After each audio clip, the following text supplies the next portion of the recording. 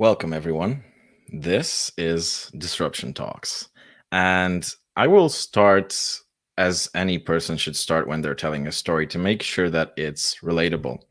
So, I'm pretty sure that most of you have been to an airport, and depending on where you're coming from, where you're flying to, what kind of document, passport, ID you're holding, you were treated differently. And sometimes that could have caused some irritation. Why are the people with the passport in the line next to you treated differently? Why do they get a faster pass? Why do I need to wait? Just because I'm from a different region or my document holds different value? So imagine when the airport becomes something as serious as your bank, as the people, as the organization that you decide to trust with your finances, the fruits of your labor, the inheritance you might have received from your parents, generally quite important stuff and pretty necessary for you to survive. So imagine that someone is trying to actually change that.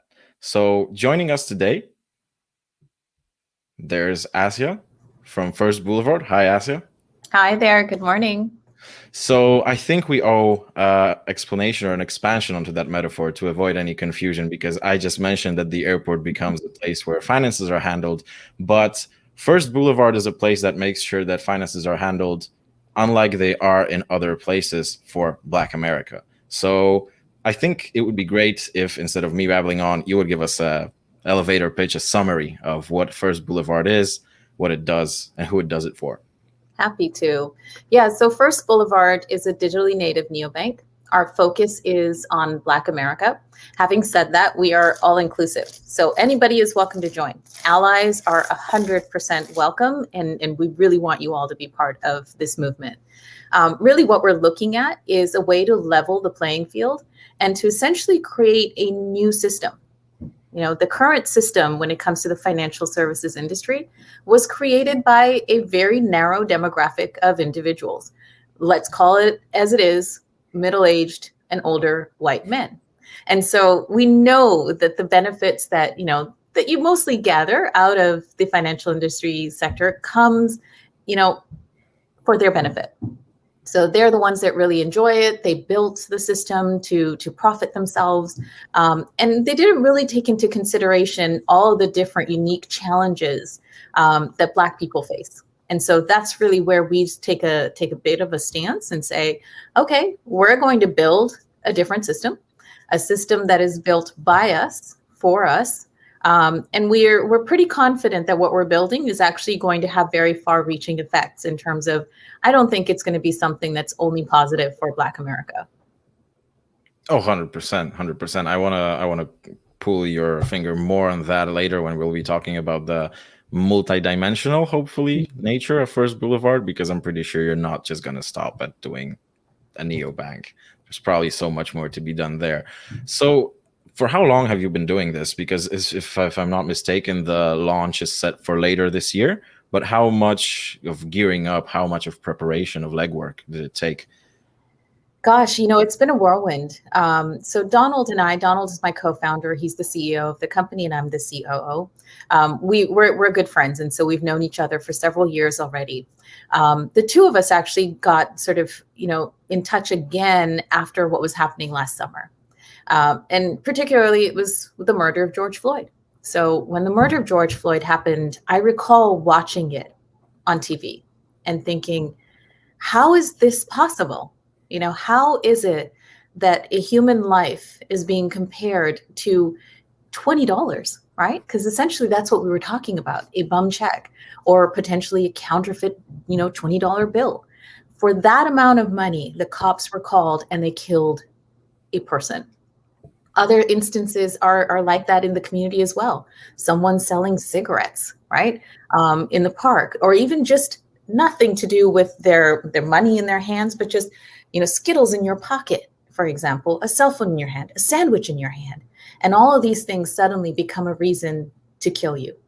And so what happened when George Floyd was there was he was calling out to his mother. And I recall when he called out to his mama, my heart just sort of jumped. And I thought, what am I doing? I can't keep doing what I'm doing right now. And I need to just stop and I need to find a solution to this because lives are at stake. And I recall at that time reaching out to Donald and saying, Donald, how are you doing and how are you processing this? Because I need help processing this. And he came out and he said, you know what? I think we need to solve this. Every single time we see these things, it all comes down to money. It all comes down to the fact that people are out there trying to get money and being constantly pushed down. And I wrote an article earlier this year about how, the system is entirely broken. It doesn't serve Black communities at all. And so we at that point, that was May 25th. The following months, we sort of started thinking a little bit more about the idea, how we would formulate it. In August, we got incorporated. And then in the end of November, we raised our seed round. So we were really lucky. Donald and I honestly thought we were going to have to bootstrap this thing. And we were fully, willing and prepared to do this. We both are serial entrepreneurs. We've done well in the fintech space. We know the space very well. We're comfortable in it. And we thought, we'll just do it. We'll just build it. But we were lucky in that we found some amazing capital partners that were very mission aligned with us, and it felt right. It felt right to kind of work with them. And then we just put our heads down, started building. And now the goal is to launch in Juneteenth. So that's actually next month. So to be able to go from incorporation in August to all the way to actually launching a product in June within like the first year, it's completely unheard of. But that's what we're slated to do right now.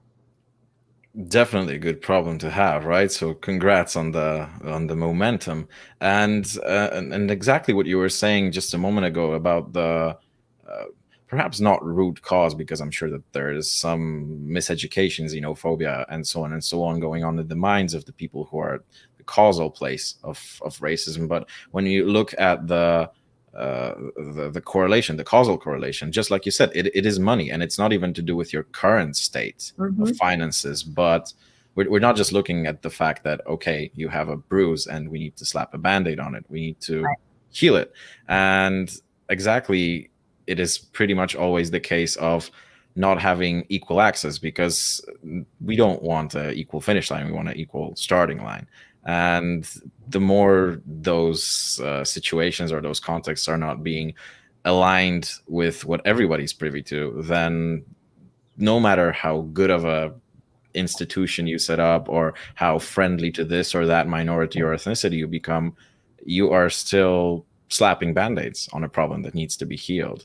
So how many people on your wait list are there right now? Let's flex a little, just since you're pre-launch.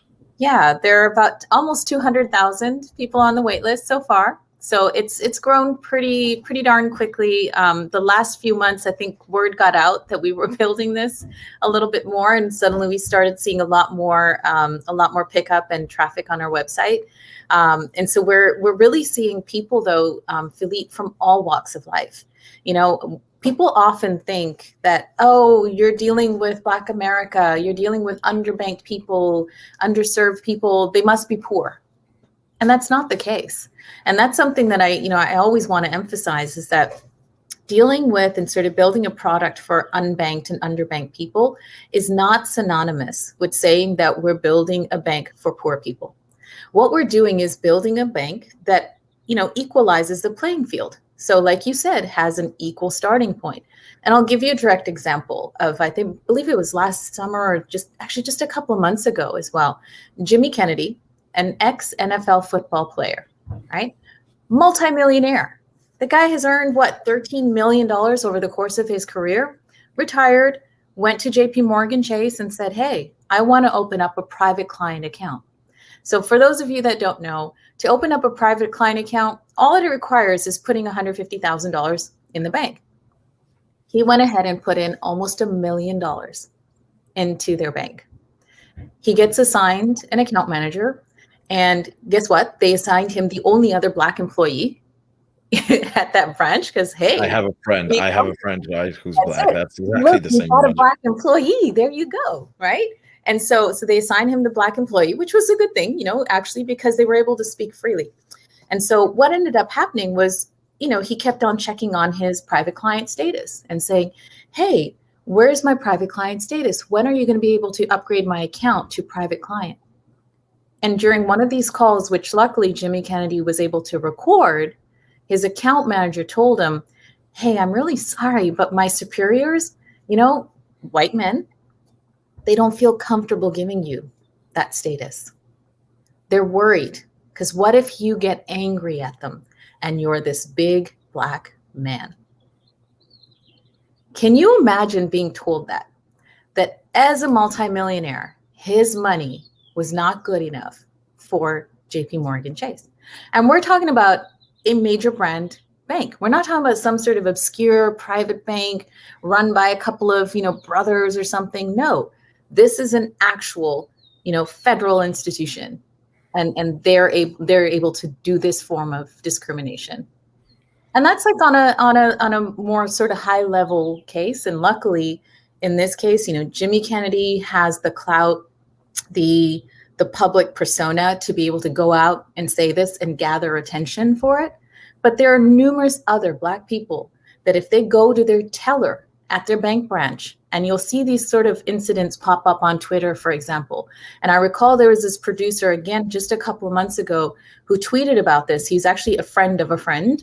And he mentioned, he was like, yeah, I was just at the bank teller. I was trying to withdraw some money, and the teller refused. And then the teller said that they felt threatened and that they were going to call the cops on him. Having the cops called on you just for trying to withdraw your own money. That's what's happening. Especially bearing in mind how that is pretty much, at least statistically, a little bit of a sentence when the police gets called on you as a minority. And it needs to be emphasized that, of course, right now we are talking about extremely outlier example, because I'm pretty sure that First Boulevard isn't aimed at ex-NFL multimillionaires who bank in JP Morgan and record their phone calls. And quite ironically, the one thing that the bank did correct in that situation was, just like you said, assigning also a person of color so they could speak freely. And I'm pretty sure that they didn't do it on purpose. They just did it out of assumption.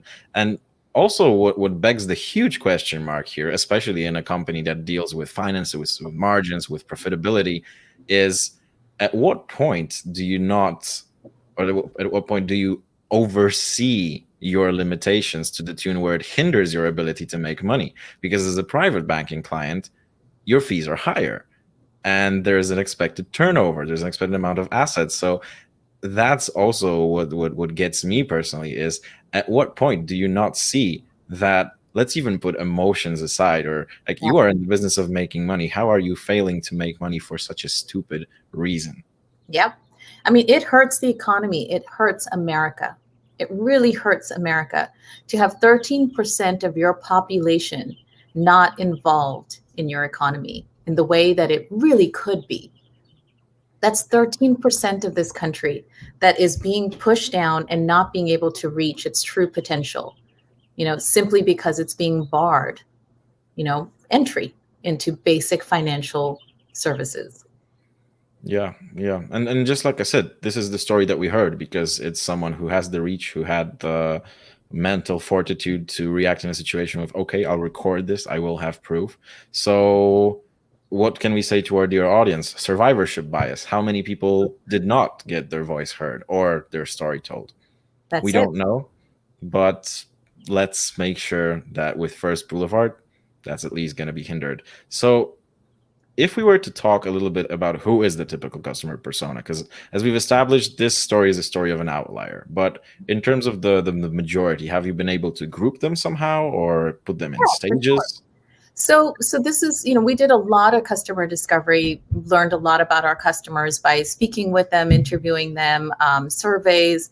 As I mentioned, we have this wait list of 200,000 people. And so we were able to kind of pull from them to kind of understand what they wanted us to build, and that's the key point here, is that, our audience, our target market is very sophisticated. They know what they want and they know what they need. They just haven't had access to it. And so what we've been doing is polling them. Now, we've given her a name based on what we're seeing. She's Nia. She's in her mid-30s. She's a highly educated Black woman. She actually has a master's degree, probably even a PhD degree. We're taught, as Black and brown people in our communities, that you have to get educated in order to have access, in order to kind of get ahead. And I don't know if you know, Philippe, but a college educated Black person has the same earning potential as a white high school dropout in America. But they just have the student debt, right? Yeah. But I mean, that to me is crazy. A white high school dropout earns the same amount of money as a Black, like, college graduate. And that's crazy. But anyway, so Nia went ahead and she got her education because she needs to do that just to even the playing field to that point, to a white high school dropout. And so she essentially is somebody who is the financial head of her household, and has that student debt, right? And basically is having to pay that down. And so what we've done is basically mapped out a financial journey for Nia, and so that we can make sure that we're able to serve her from cradle to grave, right? So we're looking at her in terms of where is she within her financial journey. So Nia tends to be at that debtor stage, which is where we need to maybe help her sort of manage her student loans, consolidate them, maybe help her refinance them so that her payments are a little bit more manageable. And if they're a little bit more manageable, she might have a few dollars left over to be able to put aside into a savings account. And then hopefully graduate her into that saver stage. In that saver stage, we're helping her to put aside an emergency fund, $500-$600, put it aside so that if anything ever happens to her, she's got a little bit of a cushion and she's not at $0 or negative. The next stage after the saver stage is to get the individual, the user, into an investor stage. So at the investor stage is where we start teaching Nia and our other secondary personas how to start making money from their money. And that's where we start teaching them about, investing in different stocks and different ETFs, taking their roundups, for example, and just automatically investing them for our customers, as well as the crypto piece. So this is actually a really exciting piece as well, because the Black community traditionally has not been involved in the crypto space, even though 1/3, so 30% of Black Americans actually own some Bitcoin or some form of crypto, which is a really high number. It was really surprising to me. But again, if you look at the way the crypto exchanges are made and who has built them, you don't see that same level of representation in those companies either. So we're hoping again to change that. So we'll have our own crypto exchange as well for Black America. And then the final stage is the legacy builder. And so this is where we start teaching our customers how it is to kind of build an actual estate and start thinking about will and trust and start thinking about, how do you take care of the future generations? And this is something that we know Nia is really concerned about, and most of our general population is as well. Was there anything that surprised you about Nia, about the findings that she gathered from those 200,000 people? And I'm not specifically because we've heard those stories that make our eyes pop in the sense of how could such unfairness and injustice appear in our everyday lives, but perhaps not in that regard. But was there something that surprised you that was completely unexpected? Not yet another story of discrimination, hopefully, but something that was like, wow, never thought of that. One of the things that actually stood out for me from one of the interviews was one of our interviewees. She mentioned how when she was in college and her roommate's grandparent passed away. And this is how she says it. She's like, my roommate's grandparent passed away. And when they passed away, my roommate was able to graduate debt-free because she got an inheritance from her grandparent that passed on. She's like, when my grandmother passed away, though, I ended up having to open up a GoFundMe account to pay for her burial. And that was really sort of impactful for me because I realized that that's so true. These are one of those little things that you kind of take for granted, right? You always hear about a grandparent passing away and, oh, I got some inheritance. I went out and bought a car or something, or yeah, I put it into my education fund. But there's a huge part of our country that just doesn't have that ever happen. Inheritance is not something that's very normal, or it's not a common thing in the Black and brown communities. And that to me was a little bit surprising because you kind of hear all the stories, right? Like most of these fairy tales are about that, or like, ooh, I want to know what my ancestors are going to leave me. And it's kind of in the end, there's nothing, right? And that's been something that is like a perpetuated situation. And that's again, goes back to the idea of the financial inequity, right? You can't, we're told to buy houses, go ahead and purchase real estate. And so, that's a way to kind of gain wealth. But if you purchase a property and it's in a predominantly Black neighborhood, your property values are far lower than if you had purchased in a white neighborhood, right? Our homes appraise for a lower value. So I don't know if you saw that article as well. It was the Austin family in California, and they had their house appraised, and the appraisal they got was really, really low. And so they appealed the decision and basically went to their financer and said, hey, we'd like to just get another appraiser to come in. And so this time what they did is they got their neighbor, who was a white woman, to come in and pretend to be the owner of the house. And she came in with all of her family pictures. So they took down all of the Black family pictures and she put up her white family pictures on the walls. And that very same house, Philippe, it ended up appraising for 50% higher. It was hundreds of thousands of dollars higher than when the appraiser thought that the owner was Black. Just out of curiosity, do you know what happened? Were they like confronted with this? You can read about it. You can Google it and see, because it actually just came out recently as well. So it's just crazy because I love this time that we're in, because I feel like this is the age of accountability. We're still not seeing justice, but we're at least seeing some sense of accountability, where these news stories are actually reaching daylight. We're actually hearing about them. Whereas before, these things were happening, but we would never hear about them. True. Speaking. True.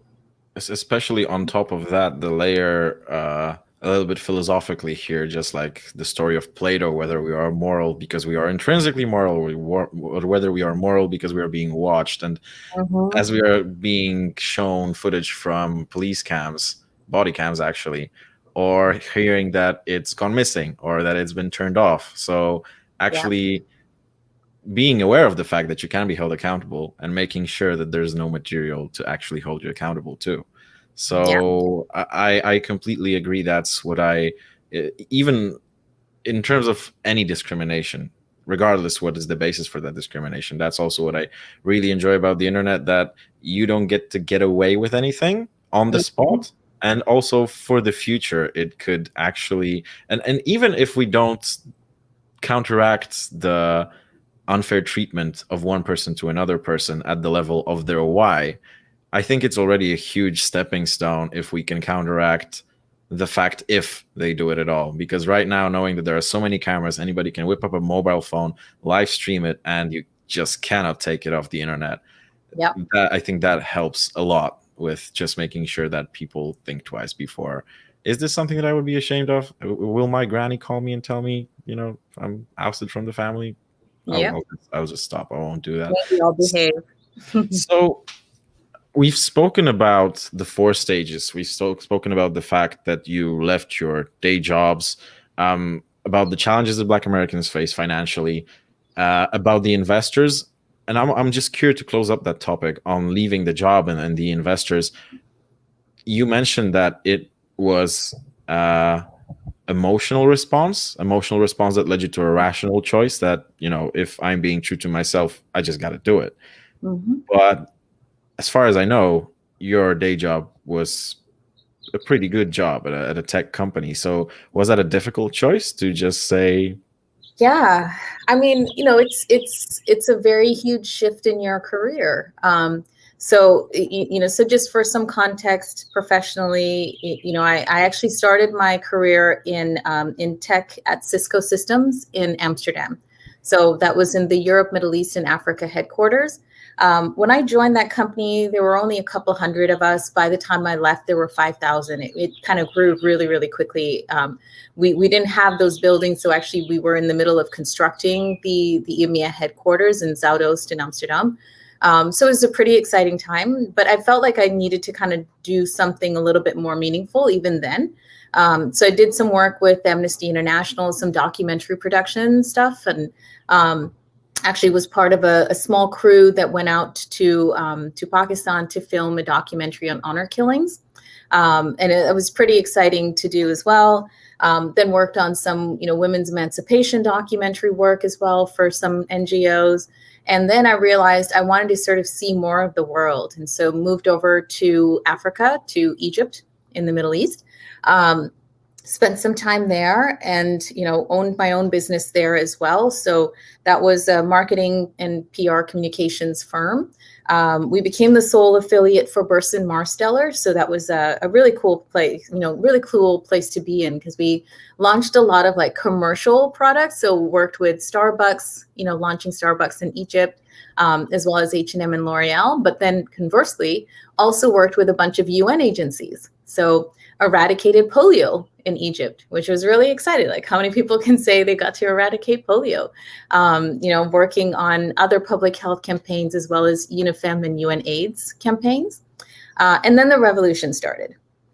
And so that essentially brought me to Chicago, where again, as a Canadian citizen, you can't just start earning an income. You can pay taxes, but you can't get a job. And so I became an investor. And so I came here on an investor visa and opened up another company. And this time it was Shala Plus, which was a medical spa wellness center. We had doctors, we had psychologists, dentists, as well as like a whole fitness facility. That was great in the Chicago suburbs. And then I realized I missed tech because I really wanted to do something that had more of an exponential impact. And again, an impact for good. Overall, and societally speaking. And so moved to San Francisco Bay Area, was part of the founding team at Synapse Financial Technologies, which was one of the original banking as a service platforms.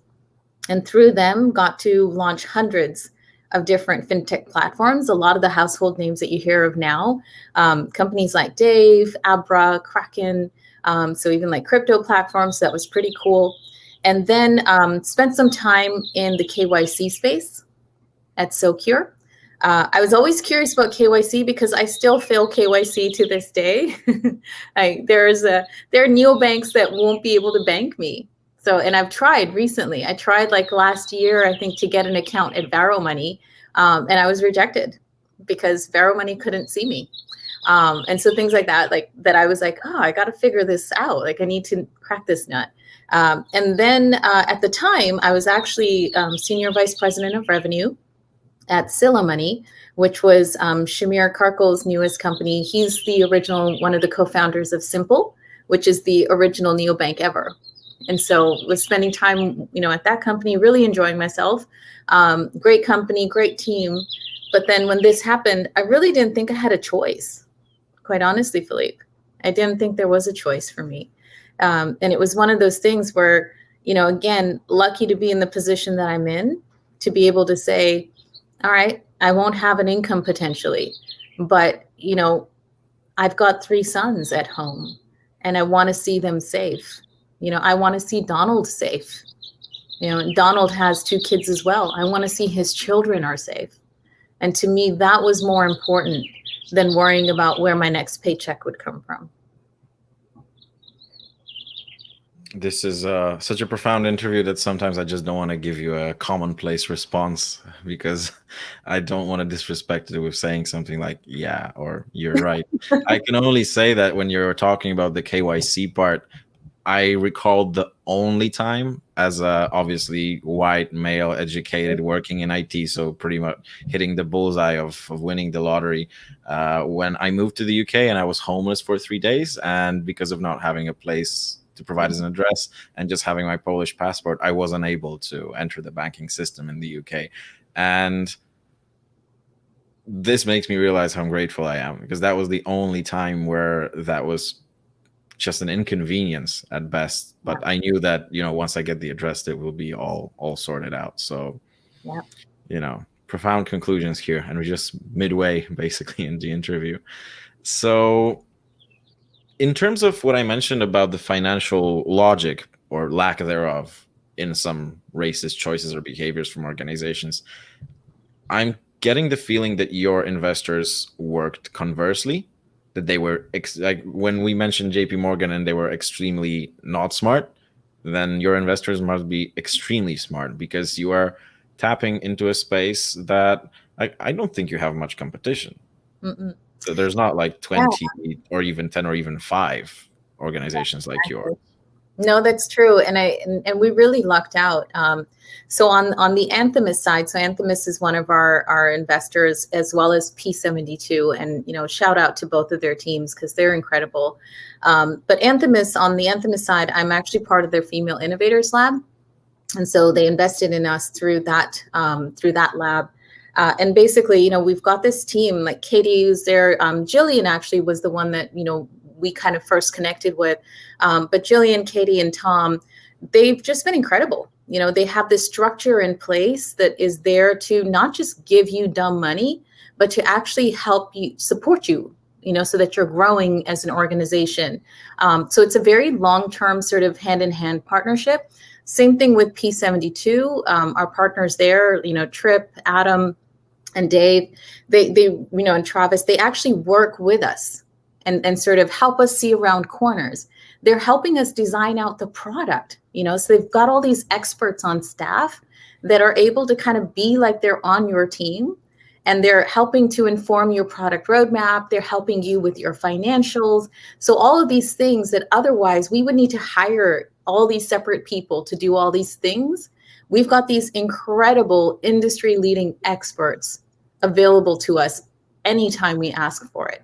So it's really amazing, because it wasn't just the money, because there's a lot of money out there in terms of the different investors, but you got to find those investors that are about this mission.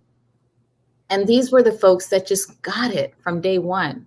So when Donald and I, first pitched them, they understood. It didn't take a lot of wrestling to kind of get them to understand what we were building. They were just like, yeah, this is absolutely needed. And yes, you two are the right ones to actually build this. So it's been amazing. And I can't wait, to keep working with them, over the next rounds as well.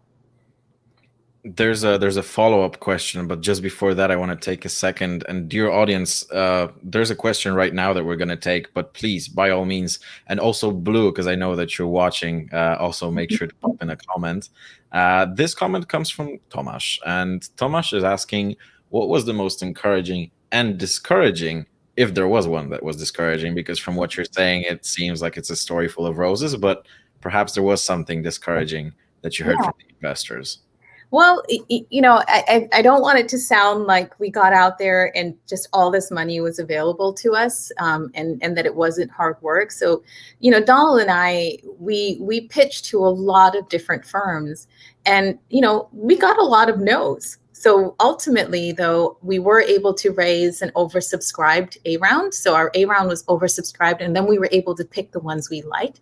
So I guess the most discouraging things would be things like, no, definitely is discouraging. But, Donald and I, we say we eat no's for breakfast. We're both in the revenue space. We sell. And so for us, it's like someone says no, it's like, huh, did you say yes maybe later? Like, did you say yes, like talk to us in a couple of weeks? That kind of, is that what you just said? So we don't really, it doesn't phase us. And I think Donald and I are pretty positive when it comes to business in general. But, one of the things that was a little bit discouraging was like, well, but is this market really important enough for you to really tackle? Things like that, where folks wouldn't say it flat out that way, but it comes across as like, but is this really a worthwhile demographic? And it's like, yeah, we're from that community, so we think it's pretty worthwhile. And we do think 13% of the American population is very worthwhile. In terms of encouraging, just there were so many encouraging things. Essentially when you're part of a call and you see people that look like you on that call. And this was something that was really kind of incredible, because in previous companies that I've been part of, we've raised multi-million dollar raises, right? Multi-million dollar rounds. And the people that were on those calls didn't look like me and Donald. But now we're starting to see that. We see women, we see Black people, we see brown people. It's the faces changing. At least the folks that were interested in us were those people that kind of came to us and put money into us. And even if they didn't look like us, they actually got it. And so I remember with P72, and sort of having them say, this is a no-brainer, guys. We're in. Let's just figure this out. And they were the leads of our round. So I think, that to me is really encouraging, that even when someone is not from our demographic, not from our community necessarily, but they themselves can jump in and be like, yeah, I get it. And I'm going to support you. And to show true allyship, right? And not just performative actions, but actual allyship, where they literally put their money where their mouth was and said, we're going to back you guys. So that to us was very encouraging. But Thomas, we got so many no's, and we will get so many more no's. But it's just part of the deal. Yeah, I wanted to ask whether the no's that you got, apart from the ones that you mentioned, that were like throwing shade, but like a backhanded compliment or something like that. Did you often hear COVID as a, and let's not even discuss whether that was a genuine response or a facetious one. Did you hear COVID as a, no, we're not investing right now because it's a difficult time to evaluate risk, yada, yada? Yeah, we didn't hear about COVID, but I think it also had to do with when we were raising. So, when we were raising, it was the second half of the year. And so the pandemic had already been kind of like full force. It started in March. And so by the time, July, August hit, actually we started having these investor calls in like September. So by that time we were already kind of into it. And I think a lot of the VCs sort of understood that they needed to make a decision, to be active investors or not. And so most of the folks that we spoke with had already decided to be active. So we didn't hear that too much. What we did hear was you're early, right? Which is normal. You hear that often. You're kind of early stage, and then you're like, well, that other portfolio company that you gave $30 million to and still hasn't delivered a product is out there. So, early is code for, we're not ready to commit to you, and that's fine. But yeah, I think it's basically you find the match, and you make sure that the mission alignment is there. And you kind of really have to think about this carefully, because you're going to be working with these partners for the rest of your company's lifetime. So these are really important decisions. And I think, if you get a no, you need to just walk away and be okay with that. Whatever the reason is, right? Investors, private equity, hedgies, you heard it here first. If you don't muster up some empathy to get it, you're leaving money at the table. So, be smart about it, or smarter about it. So I wanted to talk about the competition aspect, or perhaps let me redefine it. As any company, you will want to build a moat around your business model to make sure that nobody who has a similar infrastructure in the similar space just says, okay, let's flip this, and that switch. And now we have also the same functionalities in here. So if you could answer this twofold, because one thing is, how do you protect yourself from the biggest and baddest ones who are there and will try to do some, perhaps just like you said, performative action, but still that will replicate your business model. And on the other hand, players that are not from the banks that have been for God knows how long around here just trying to adapt, but the ones who would say, hey, maybe we can do First Boulevard better or in a different region or anything, right? Yeah, no, for sure. And so shout out to the Greenwood team. They're another team out there that is building a Black and brown bank. So they have expanded their mandate a little bit, so it's not just the Black community like ours is. But absolutely love what they're doing. They've got a stellar team, and I think what excites me about that is that again, I keep saying 13% of the population of America is Black. Just one bank or two banks isn't going to be enough to serve us all. So I welcome other banks and other neobanks to kind of come out here and build services for this community. It's needed. So that's number one. So I actually, I always say there are thousands of white banks in America already. If we have 100 Black banks, I think we're going to be great. We'll do just fine. The other thing, though, is where I do feel like we do need to protect our community from is the performative allyship, right? Where you have, for example, a neobank that has actually been serving our customers badly, right? But serving our customers. And then they realize, oh gosh, well, George Floyd happened, so let's put a Black square on our social media. And oh gosh, hey, we want to be banking for everybody. So let's get, a basketball player, on our round. Or let's bring in a rapper and have him shoot some commercials. And it's like, you know what? Did you ever get to talk to the Nias that are using your product? Because Nia doesn't care about that basketball player or that rapper that you got. And the fact that that's what you think is going to appeal to your audience just clearly shows that you still don't get it, right? And these platforms are still, and I always say, the majority of their customers are Nias, because Nias are not getting served in the incumbent banks. So they're going to the neobanks. They're very digitally native. They want the service, right? And by the way, when we do our surveys and we ask them, what would you need to be able to switch from your current neobank? They're like, nothing. Just build it.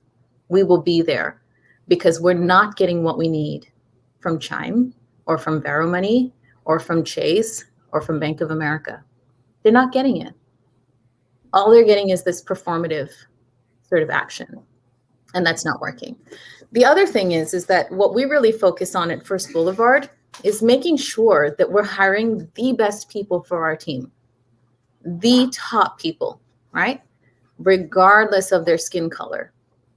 And because we've done that, our team, it's crazy because our team is 85% Black, Indigenous, or people of color. Our leadership team is 100% BIPOC. And we didn't have to go through any crazy amounts of contortion to reach this level of diversity. All we did was put out job descriptions and said we wanted the best for this job. And regardless of skin color, race, religion, zip code, we went ahead and hired the best people. And surprise, surprise, our company is very diverse. So I often say, actually Donald often says that our IP is our diversity and the fact that we're so anti-racist. And we hope that other banks will follow suit. We don't think they can, though, because that would take a lot of systemic dismantling for that to happen. When someone like the CEO of Wells Fargo can come out and say it's a pipeline problem, and that's why he doesn't have more Black people in his company, shame on him. Shame on the industry to not have the right representation within their organizations. And shame on the new banks coming out saying, let's put a Black man, basketball player or a rapper on TV, and that should show that we care about Black people. Yeah, it's a echo chamber of tone deafness, just like the meme with Steve Buscemi of "How do you do, fellow kids?" Essentially, Yeah. let's put an NBA player there. Then we relate, and it's just ticked off, right? Yeah. And especially, I'm getting the sense that you are the type of person that even if there arose all of a sudden 1,000 banks like yours trying to compete, if there is so much competition, meaning that there is so much need and demand, I don't think that you would prefer to be the one and only bank as opposed to actually solving what you're trying to solve. That's it. We, just us alone, we won't be able to solve it all. So we need everyone to smarten up. We need everyone to take on this mantle and join, to kind of solve this problem. And honestly, it's good for America if we do, right? It's really good for America if we do this, if we solve this. So, on to solving. Two questions from the audience. As expected and asked, Blue joins me. Blue actually lives in Warsaw. So, I want to frame this question. In what ways can we begin to educate the community about finances? And Asya, I don't want to let you go off easy. I don't want to hear about what can be done if you're living in the States. Blue is actually originally from Texas, if I Oh, cool. recall correctly. And sure, you're in the States. There's a lot of focus. There's a lot of issues that create the focus, but also there's the focus. Uh, Mhm. in Poland, as much there is little discrimination in the violent form that we see reported from the States, there is still a lot of it's not even in the level of active hate. It's more in the level of being eyeballed in the street as not something that you want to actively discriminate, but something that you're like looking, what's going on? Like, I'm just not familiar with this. Yeah. So when you take it to a land that isn't even at the level of this being a problem, but rather being so estranged with people looking different or coming from different backgrounds, how can Blue begin to educate the community about finances? He doesn't have First Boulevard in Poland, not Yeah. yet, fingers crossed. But what do you say to someone who is in such a faraway country? Say Poland, Italy, whatever would it be still, Anyway. not the States? Yeah, so I would say, so First Boulevard, we have two main products. One of them is the PFM tool. And so the PFM tool does not require you to open up a bank account. So essentially anyone can open that. Okay. And start learning about finances. So we thought about this because what we didn't want was for people to, feel that this huge hurdle of, oh, I got to open up an account, I got to switch everything over in order to take advantage of what we're offering. And so we're like, no, we want you to learn. And so one of the key things, though, for us is that we don't look at it as financial literacy. We look at it as financial education. So I really appreciate Blue for kind of phrasing his question in this way. But that's kind of really important, is that it's financial education, and it's just in time financial education that we provide. So what we do is when you do, become a PFM user, we're able to kind of try to understand a little bit more about what it is that you're trying to achieve. And based on that, we've actually created a bunch of content in the form of tracks, audio tracks, versus things that you have to read.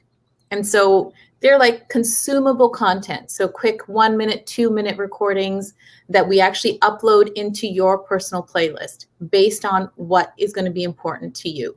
So again, let's say we see that Blue is, going out there and they're clicking on like house buying, right?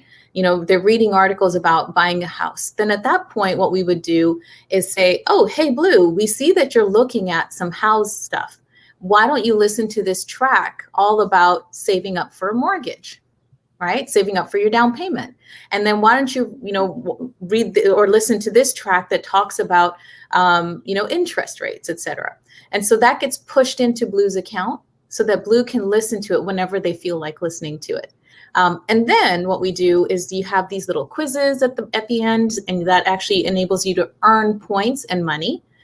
So as you're completing these courses, you're incentivized to learn more. And then we have products that are partnered with each of those modules to help you just automatically take action on the things that you've learned. So we've really kind of put it in a very sort of enmeshed way. And we're lucky because we've got Dr. Melody Wright on our team. And she actually is our financial sort of coach that basically works on all this content. But she is our director of financial education. She's also on Instagram as Live Broke on Purpose, which is really, really cool. Yeah. Loving the handle. Yeah, so Blue, I hope that that answers your question. But just out of personal curiosity, those tips and pointers, they're contextual. As I progress through the app, I go on the crypto exchange and the app recognizes my first time in this area of the app, so it's going to try to educate me. But when you say playlist, you mean that there's something within the app, or is that sending me out of the app to like... It's in your, so it's actually in your app. It's a very like Spotify type of experience. So you'll have a playlist that is for you, and then it has like all these tracks that basically get uploaded into your personal playlist, as well as some more, general sort of playlists. So think of them like albums. So you can listen to the house buying album, you can listen to the student loan refinancing album, and they'll have little tracks in them to kind of explain and break down everything in easy to understand ways. But again, what we didn't want to do was just sort of throw all that content up there and then nobody looks at it. We wanted to basically push it to you based on your activity, based on your goals, right? Based on what you tell us you're trying to do. And then we also just analyze. So for those customers that do have accounts connected, so this is the other thing. There are many different ways. So number one is like, just use the financial education. Number two is connect your external bank accounts, and we can analyze your transactions and give advice based on that. And then the other, like the final stage, is just to open up a First Boulevard account as well. And then we'll be able to kind of take all that information from all three areas and be able to better advise you in terms of what it is that you're looking for. Okay. That's interesting, and Blue confirms that it does answer wonderfully his question. So Awesome. glad we did that. Now back to Tomasz in terms of solutions. What is the solution to you saying to Donald in a year or two from now, we made it? Or perhaps not made it, by it meaning all of a sudden America is no longer racist, not a single discriminatory person in sight, but rather we've made a change. This is perhaps one of 100 steps, but we've done two. Yeah. I think for us, we would love to see, more active users on the platform. I'd love to see the number of Black-owned banks to increase. So right now, Black-owned banks, I think when Donald and I first started this, there were 19 of them. At this point, I believe there are only 14. So, and that's just in this short period of time, like less than a year. We're losing a lot of Black-owned banks. MDIs are going down. So minority depository institutions are going down as well. And our goal really is, like, again, remember, we are not a bank ourselves. So we are that technology layer, and we have sponsor banks on the back end. We would love to partner with more MDIs and more Black-owned banks to be able to send deposits out. So, one of the ways that we would see success, Tomas, is to see that, the number of banks that are flourishing on our back end to increase, and so for them to not be shutting down at the rate that they're shutting down right now. So we would love to see more MDIs come out. We would love to see more customers be active, right? And move from that debtor saver to the investor stage. So I would love to see, a strong proportion of our customers to already be moved into that investor and the legacy builder stage. And then another statistic that Donald and I are tracking very closely, and I don't know if you've heard this, but by the year 2053, the median income of the Black family is going to drop to zero. Right? No, it's crazy, isn't it? So there's the Road to Zero Wealth, which is published by Prosperity Now and the Institute for Policy Studies. And they basically did a study in terms of like, where is the Black median income trending? And it is trending downward. So essentially what you're going to see is that the debt is increasing, right? Versus the income that they're able to make. And so, but to see that it's trending to zero is really disastrous. And so what we're trying to do is see if we can reverse that by teaching folks, better financial hygiene habits, in terms of being able to move from that debtor stage into the saver stage, into the investor stage, and the legacy builder. But we would love to sort of see that start reversing itself, because like 2053 is not too far off. No, it's not. No, it's not. Absolutely no. And perhaps a weird segue or transition or reversal to actually what you mentioned about crypto. I really like the fact that you're doing this with Visa being your partner, correct? Yeah. Because of course, many cryptos are based on the assumption of blockchain. But of course, some of those assumptions go out the window when you start using not your wallet, but actually an exchange. You lose the anonymity, you lose everything, really.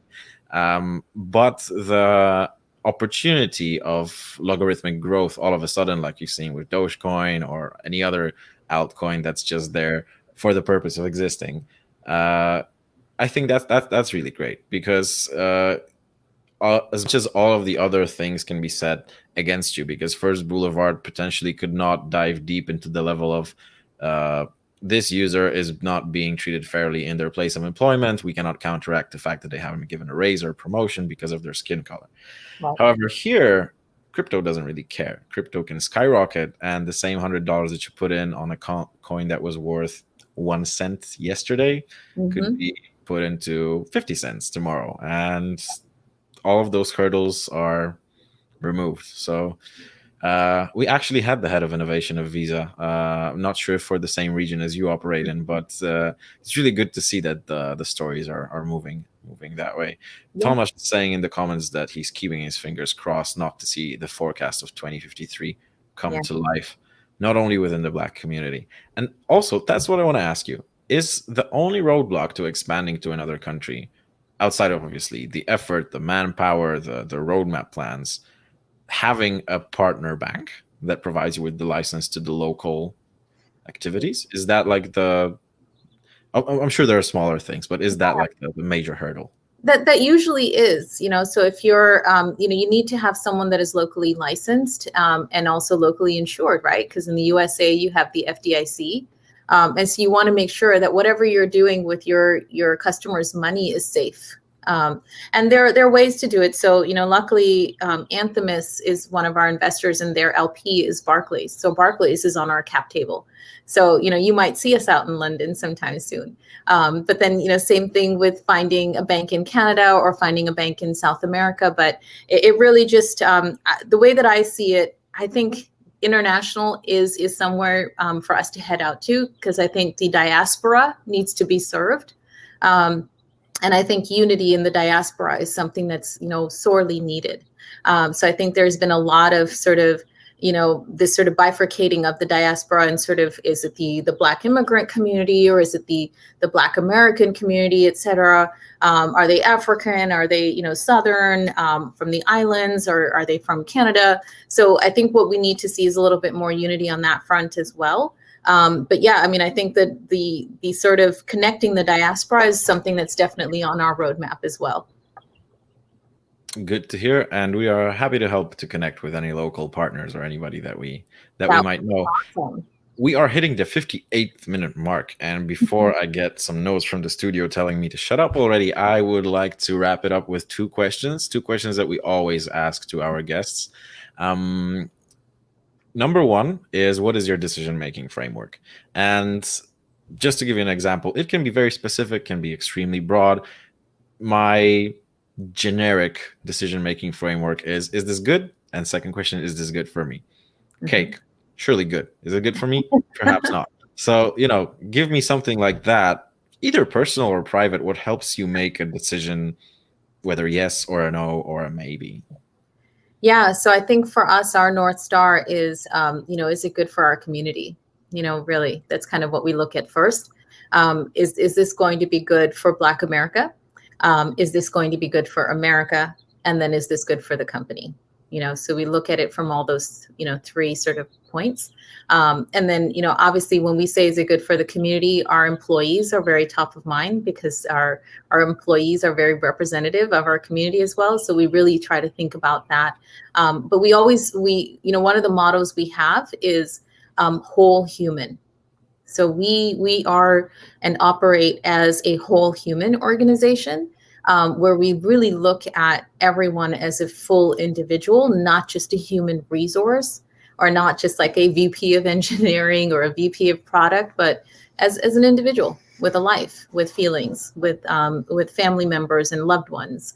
And so that when you operate from that perspective, it's really hard then to do evil, at least for us.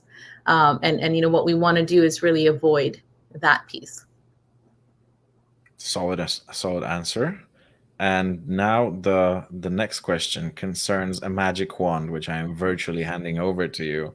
And with that magic wand, you get to abracadabra into anything that will cause all of the 12-year-olds on the planet to learn something. A skill, a concept, whatever it is. Not hinting at First Boulevard Junior, right? Wink, wink, of course. But in all seriousness, we've heard things like financial prudence, emotional intelligence, coding, whatever it is. You can repeat those. Just make it yours. I want to hear Yeah. what would it be. Yeah, I mean, this is going to sound so corny and cheesy and probably not what other people say, but for me, it really is just love and empathy. You know, connect with your heart. Again, be true to who you are as an individual, and learn honestly to love yourself. Because I find like a lot of the stuff that we're seeing out there is from a lot of hurt people. People are carrying so much trauma in their lives, trauma that they've inherited, from previous generations. There's a book that I absolutely love by Rishma Menachem.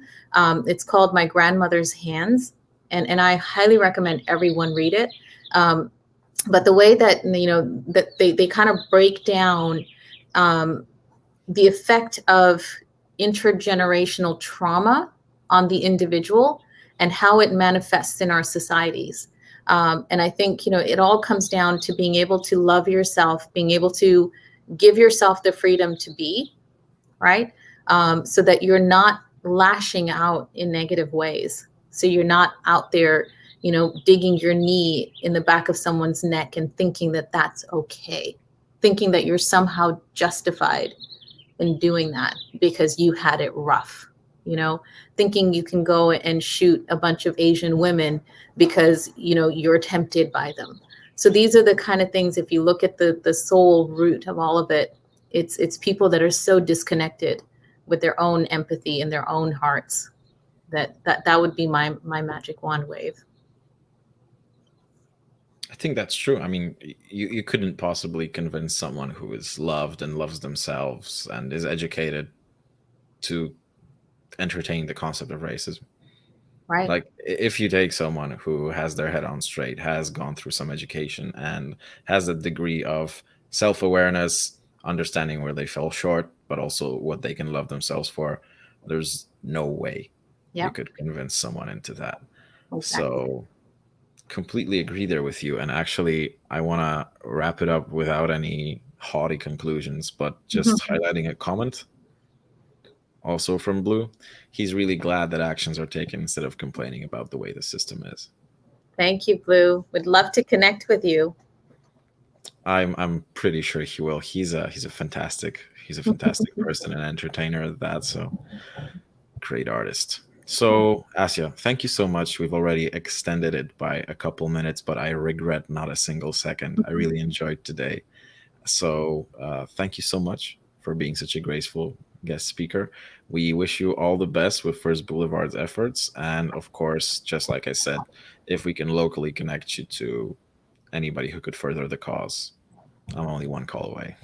Awesome. Thank you, Philippe. Thank you for having me on. And thank you, NetGuru, for hosting these talks. Thank you so much. And everybody, see you next Tuesday on the next episode of Disruption Talks. Bye bye. Bye.